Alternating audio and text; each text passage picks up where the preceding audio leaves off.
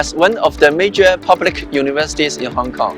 The Hong Kong Polytechnic University is going to open a MOOC course which teaches Cantonese language and culture to beginners. 你好, do you know any relatives or friends who are of Cantonese origin? Or are you yourself a Cantonese descendant? Do you want to go to places like Hong Kong, Macau, Guangdong? Or are you already at one of these places?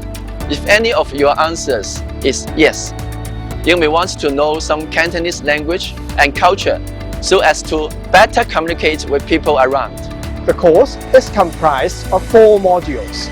Module 1, Cantonese sounds and common expressions.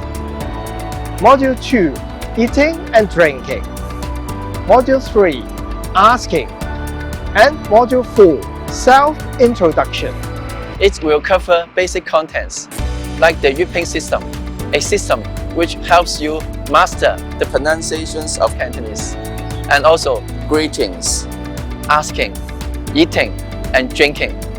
Apart from learning language and culture, you'll have a taste of the university life at the setting of Hong Kong Poly U, as well as the daily life in Hong Kong. You'll have a wonderful learning experience. 我哋歡迎你 Come and join us!